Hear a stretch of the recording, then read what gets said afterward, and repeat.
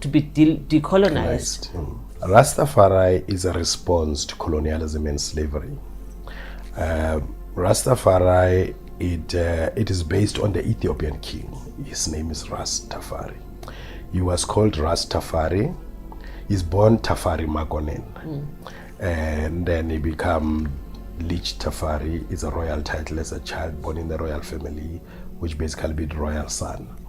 And then he became Dijazmak Tafari, which is another title, which is basically commander or the keeper of the door. And then he get Ras Tafari, which is head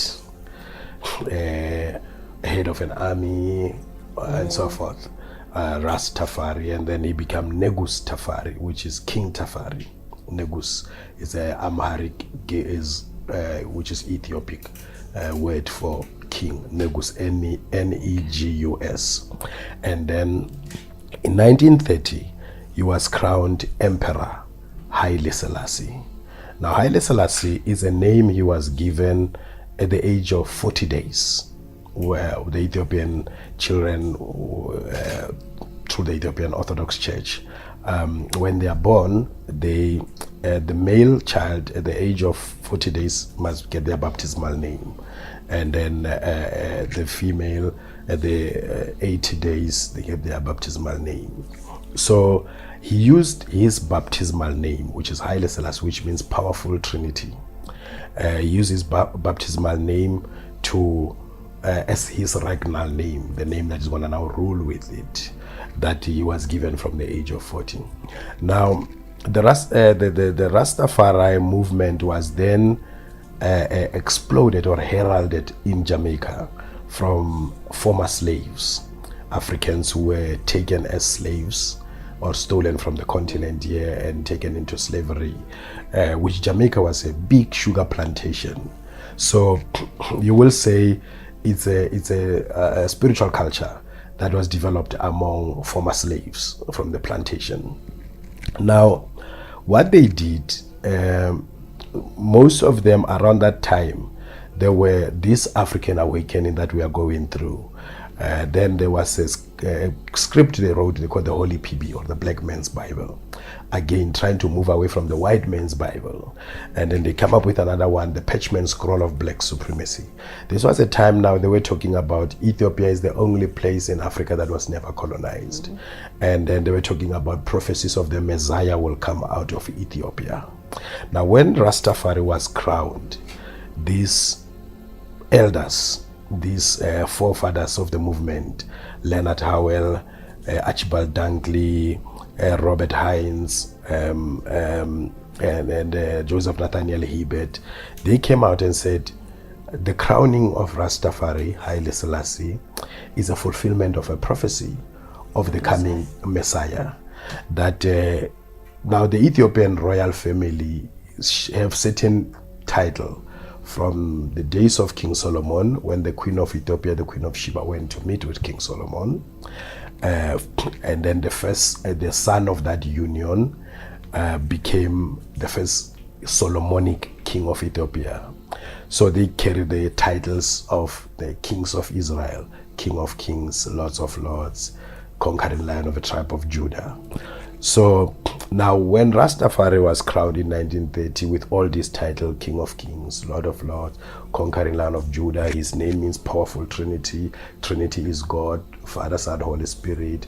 And here is a man whose name literally means powerful God, if you interpret it that way. And then they had this interpretation of the name Rastafari to mean Ras is head, Tafari means creator. That therefore Rastafari means head creator. So therefore they said, this is the God we waited for, the head creator. Although Rastafari is a head to be feared, the dreaded one, the feared one. But then their limited understanding of Amharic, then they knew Tafari to mean creator instead of one to be feared. For you to get a creator, it will be Fatari, like Fetret. This is like in Gezer, the original language. So they then said, this man whose name means the head creator, powerful God or powerful Trinity, King of Kings, Lord of Lords. This is the prophesied Messiah that the book of Revelation 5 talk about. That certain script in the Bible talk about. So this then intertwined an African rebellious spirit that was rebelling and revolting and responding to colonialism and slavery, using the Bible to rationalize this God-King concept. But the concept of the God-King is not biblical. It's actually as old as Africa. The king of Babedi, our king, when the missionaries came there and then they tell them to convert the people to Jesus Kwati. Khosi Sekwati said, "Khosi ke modimo wa lefatshe. The king is the god of the earth." The pharaohs were god kings. The Kabakas in the Great Lakes region in Uganda, mainly our kings were seen as the representation of the heavens, like the Zulu, Shaka of the heavens, Shaka Zulu. They believe that he come from the heavens. He's a child of prophecy. He was born in the month of Ntuligasi, which is July. So therefore he was prophesied that there would be one sent by the heavens. There's some clips lately they've been going around that were taken from this Shaka Zulu movie that was made in the 80s. There is a conversation between Shaka and the missionaries. And Shaka said Jesus had to die so that the heavens must pass the power to me. And here KwaZulu, the only king of kings is Shaka, not Jesus. You understand? So they've always been that thing that our kings are divine rulers, are divine kingship.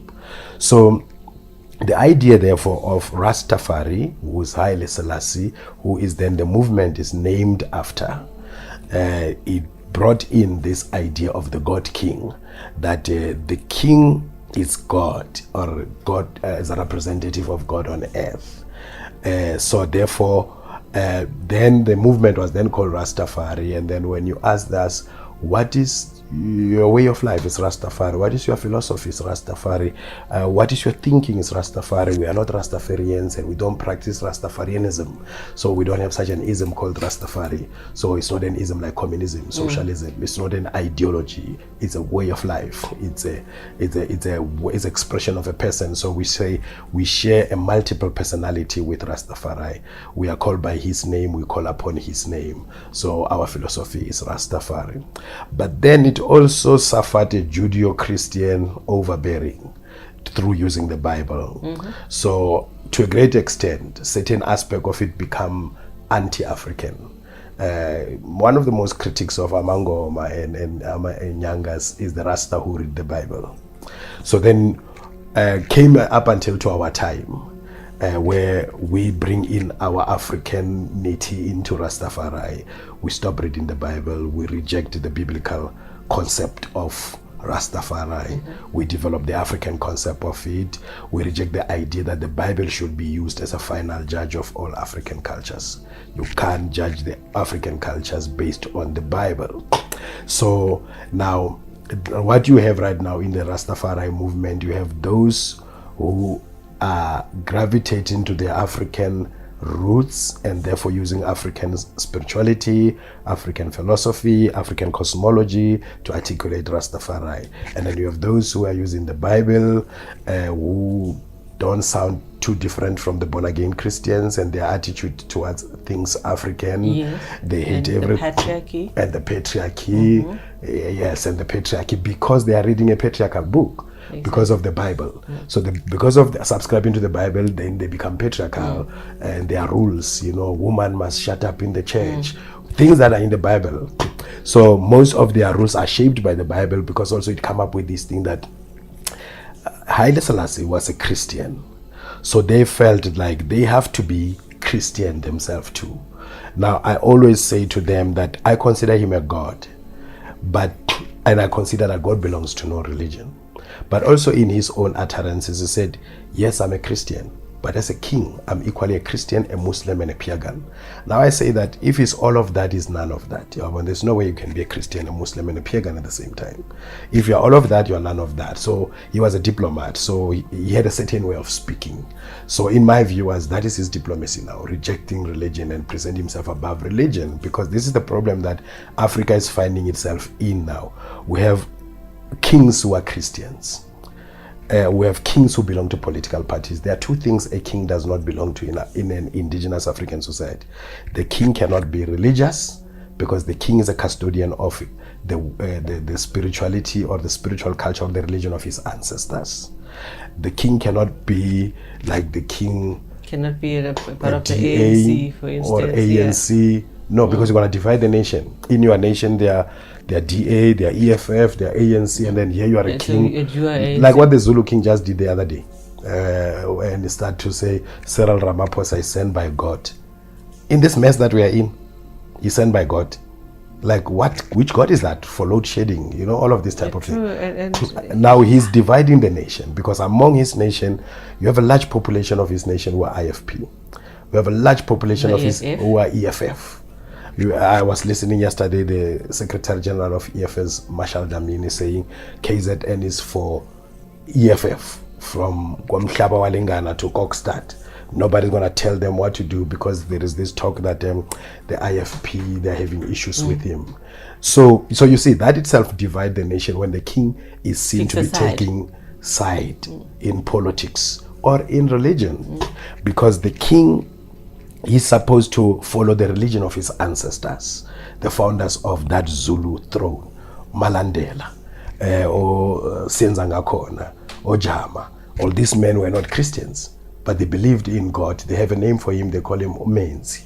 That is why the titles of Shaka is Udumehle Menzi. His divine titles, like what we are saying, the emperor is the king of kings and so forth. So now the king, therefore, eventually, for the rule of the nation, the Emperor Haile Selassie say, I'm equally a Christian, a Muslim, and a pagan. That I say that if it's all of that, it's none of that. He further said that religion is personal and the state is for all. Because he said that in his country, everybody pays tax. Christians, Muslims, and non-Christians. So the state is for all. Ethiopia is for all. Ethiopia is not for particular religious group. Otherwise, it divides the nation if the king is seen to be taking a side. So now the Rastafari movement, the part they failed to transcend is to transcend religion as the emperor transcended religion and place himself above all this religion, or diplomatically kind of like rejected that. But by the look of things, you find that it is more of spiritual grounding than religious alignment.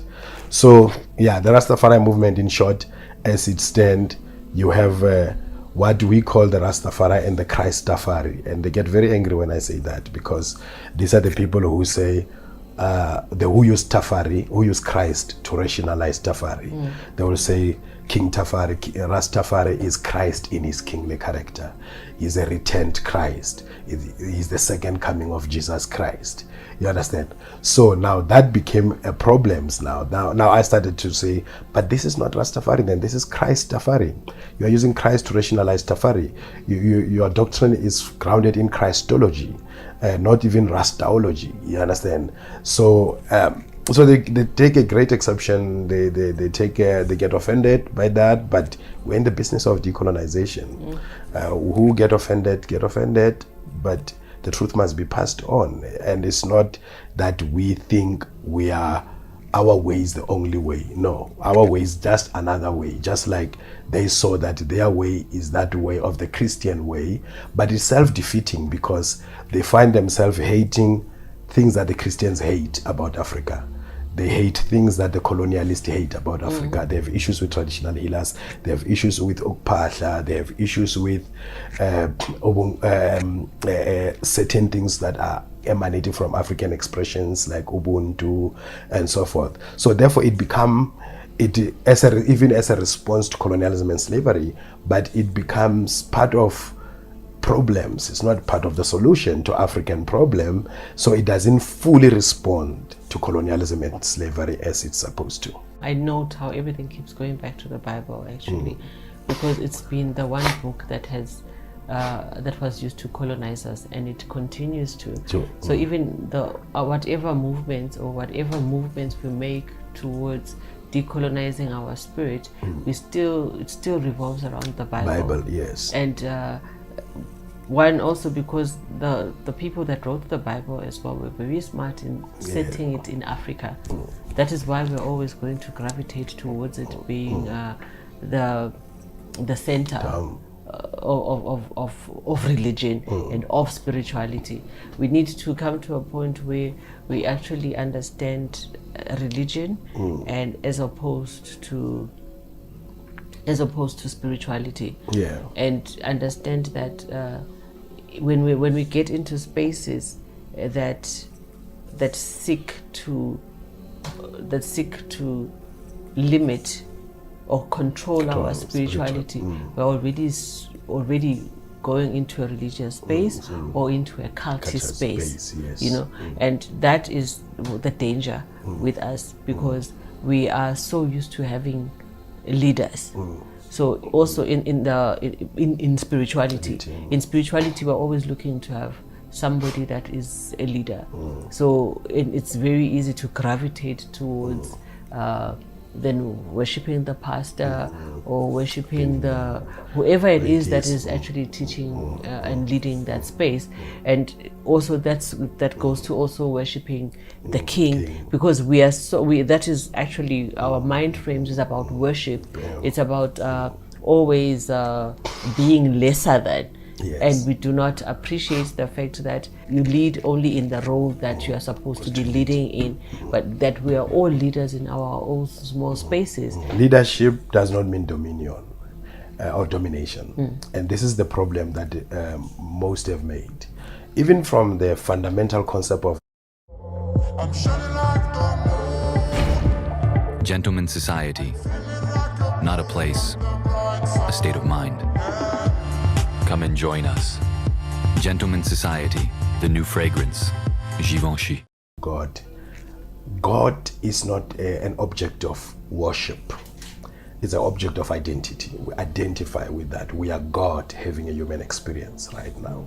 We are spirit having a human experience. So we are God, all of us. We are part of the God energy. It's like everything there is. We are everything that there is. We ourselves. Yes. So now the mistake was made on the God concept. The mistake was made on the Christ concept. The Christ never said people should worship him. If you read it for yourself, he actually is telling people that they can even do more things than him, because he said, with faith you can do more than I am, what I did. You can do more than me. You can tell the mountain to move. Now you look at all the miracles of Christ, from turning water into wine to the last miracle, which is to rise from the dead, according to Christology. He has never moved a mountain, but he's telling you that with your faith, you can tell the mountain to move. Now it goes to any other space, whether these spaces of chematology, where the leader of the space is transformed into a cultic leader. It is lack of that, because you see, I am you sitting there, you are you sitting me. I am because you are, therefore you are, we are. It's Ubuntu. We find our individuality in our collective. We don't find our individuality in our individualism. Individualism is a new thing. We were always a collective. Capitalism and colonization. Yes, we have always been a collective people. So I can follow you. I can follow your teaching without reducing myself lesser than who I am, because I see me in you. There are things I identify in you that they build me. So hence I follow you. But now your job is to make sure that you don't forget. There was an emperor, a Roman emperor, is one Roman philosopher called Marcus Aurelius.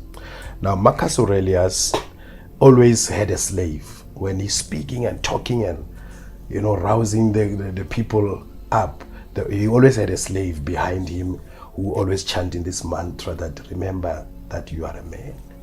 Remember thou art a man. Remember, you are nothing but a man. So even if you are hyped up by all these energies that you are receiving, everybody's praising you, you must still remember that you are a man. So now we lack that voice behind us that said, remember, but you are a man. I can be all this tau. I am a product of my environment. I have a personal library of 500 books. I read like a madman. I'm self-taught. I'm an organic intellectual. I've been to 18 countries studying and learning and teaching. I study forever. I learn also from Zanemvula. I'll watch her videos just to get some inspiration. I learn from everybody. So I become what I become because I'm open to absorbing knowledge and to sharing knowledge and to engage in the knowledge space. So for many people, I'm like, wow, this guy, I've been seeing myself trending on TikTok. Everybody's like, wow, this is something else. You understand? But it's because I trained myself. I socialized myself that way. There's nothing extraordinary about this. There's nothing that I did that nobody can do if you give yourself time to do it. If you study, you will turn out extraordinary in your own special way. So my point here is that all of these great people that we have, they are no different from us ordinary people. So therefore we should not worship them.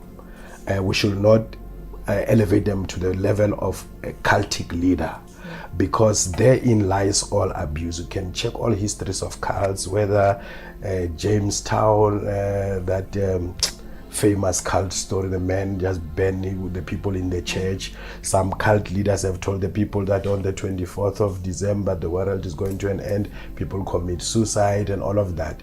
We need to move away from that, because once we create this cultic relationship with the leaders or people or messengers or whoever are there to shed light, and then we start to worship them as gods, and elevate them to the level of demigods, then we are in the danger of creating a situation where we will be abused by these characters. And this is what we are seeing in the churches today. The pastors are doing anything they want with the congregation because the congregations have elevated them to the level of a demigod, not even a god, because if we are going to go to the straight God concept, God is not to be worshipped. I once had a reason with my Muslim brother. We are together in the cannabis space, and then he was like softly, nicely trying to convert me to Islam. I said to him, okay, the spirit in the church, they said it's a Holy Spirit. In the laboratory we call it oxygen. Let's deal with it scientifically as something that is in the laboratory. Do you think oxygen is worried that I don't worship it? Do you think that the oxygen, wherever it is right now, that I'm even not, in case, yeah. and I'm inhaling and exhaling it all the time? Do you think oxygen is sitting there worried? Now, this is how you should think of Holy Spirit. This is how you should think of God, of Mudimu. Let me take it now to the languages of our people. Serona, Sarona, Karona, our indigenous language. Mudimu is not an object of worship in our African culture. That is why we never had temples of worship. We only have shrines of ancestors. And the ancestors too, we don't